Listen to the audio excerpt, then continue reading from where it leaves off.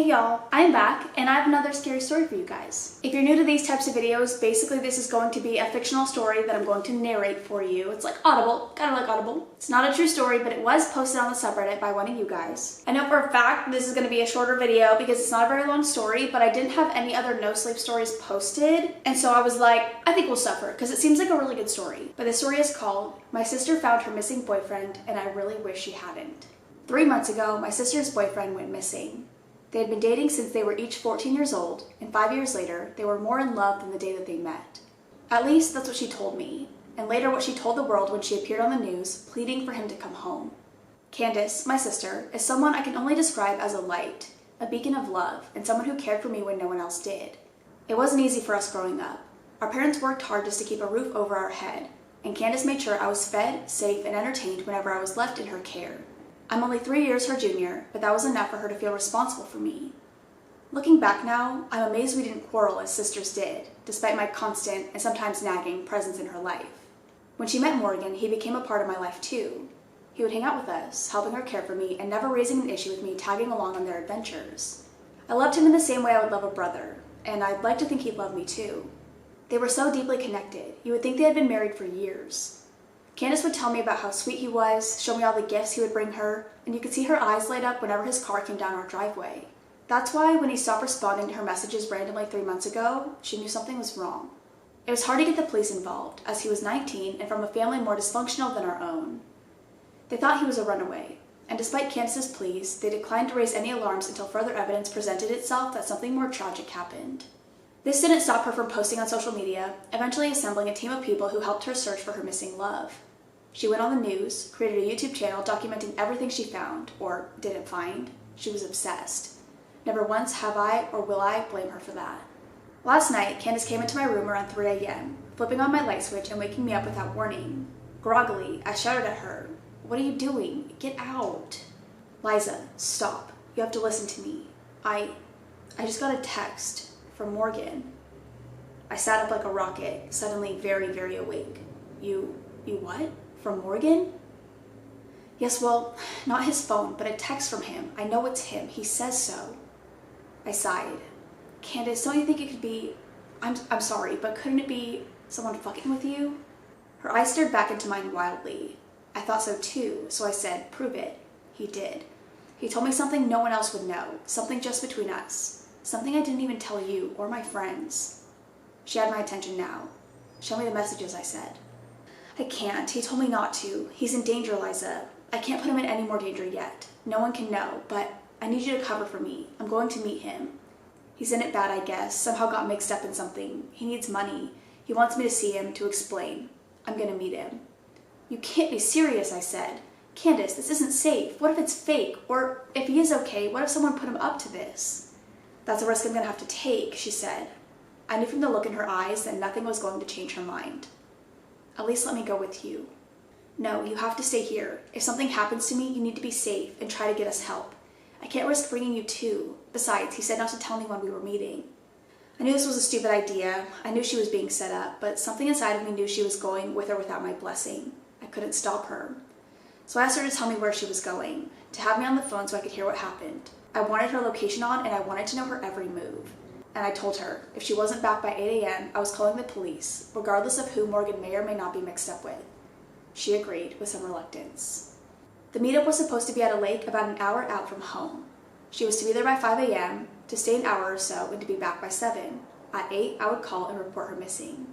I heard her throwing stuff into a bag and rushing out the door. Her car peeled out of the driveway, and I had this sinking feeling this would be the last time I saw my sister. They always say trust your gut. I just wish my gut was wrong about this one. She called me just before 6, letting me know she was pulling up to the lake. I don't see anything yet, but he's probably in a shadow or something, hiding. Then I heard a rustle as she put the phone in her pocket and got out of her car. "Baby, oh baby, it's really you." I heard her voice shaky with both fear and elatement, which soon was overcome with static as the phone bounced around in her pocket. "It's me, Cheerio."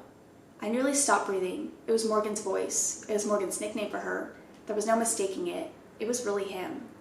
I cringed a little as I heard the kissing noises, the sobbing, and the almost hysterical laughter. I breathed a little easier after nearly 10 minutes had passed with nothing happening other than their emotional reunion. He started to tell her he was in trouble, that he needed her to know he was safe. He was figuring it out, but he couldn't tell her much. I wanted to tell him we could help him figure it out, to just come home, but Candace did that for me. Baby, you have to understand I can't come home, not yet. I just needed to see you, to hug you, and to tell you that I'm okay. There's something I couldn't tell you in text though. Something you have to know. I didn't leave on purpose. I found something when I was hiking one day. Something I think I shouldn't have. What was it? Candace said, the tension in her voice unmistakable. I'll tell you, you have to promise to believe me, however crazy it may sound. Of course. Suddenly the wind picked up. I could hear it howling around them. The panic rose in Morgan's voice. Shit, it followed me here. I thought I got away, I thought I was safe. You need to go, it's not safe for you here. Oh God, it's not. The phone was overcome with static. I couldn't make out any words, only voices, rising louder and louder, then screams pierced the microphone. I dropped my phone, diving to stop it from hitting the ground for fear it would break, that I would lose the call. I grabbed it and raised it to my ear again. The screams were there, but it sounded like more than just Candace and Morgan. It sounded like hundreds of voices, as if they were caught in some kind of morbid echo. I wanted to hang up, wanted to turn off this horrible sound, but I knew that if I did that, I would lose them forever. My decision was made for when my call was disconnected. I heard the beeps that indicated a lost signal and then silence. I called again and again, to no avail. My sister had taken the car. I couldn't go after her. My only option was to call the police and to tell them everything that had happened. They asked me to come to the station. They wanted a formal statement from me. I told them that I could when my parents got home, but instead they sent a cruiser to pick me up. They said it was urgent that they speak with me. I was relieved to hear they were taking me seriously. When the two officers pulled up to my house, they asked if they could come in. They wanted to speak with me as soon as possible, and it would just be easier to talk here. I let them in. They asked me about Candace, about where she went and why. I told them everything. Told them about the text in the lake and about how she was on the phone with me the whole time. I told them it was Morgan that she met. I heard it myself. They listened to me the whole time, writing things down and exchanging glances. The female officer asked the male to leave. She took my hand and asked me to repeat my story again. I told her that I had said the whole truth, that everything I said is what happened. She grabbed my other hand, the way a mother holds their child when telling them bad news. Liza, we found Morgan's body last night. It was buried in the woods, 30 miles away from the lake Candace drove to. His body is with the medical examiner right now, but it's clear he's been dead some time. Probably since around when he initially went missing. I stared at her in utter disbelief. That can't be. I heard him, I stammered out, and not believing what I was hearing. Look, I don't think you're lying. I think you've been misled. Whoever killed Morgan, we think there was foul play involved. Whoever hurt him may have wanted to hurt your sister too. We have officers on their way to the lake. We will do everything we can to find your sister. I couldn't hear it anymore. I broke down, tears running down my cheeks. I sobbed. She pulled me in, letting me cry on her shoulder. They haven't found her body. They haven't found my sister.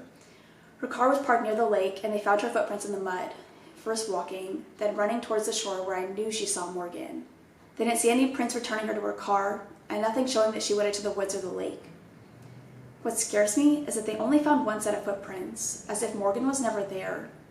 They told me no one else was there. They think she walked herself into the lake after not finding Morgan. They think it was a cruel trick, that she couldn't take the pain.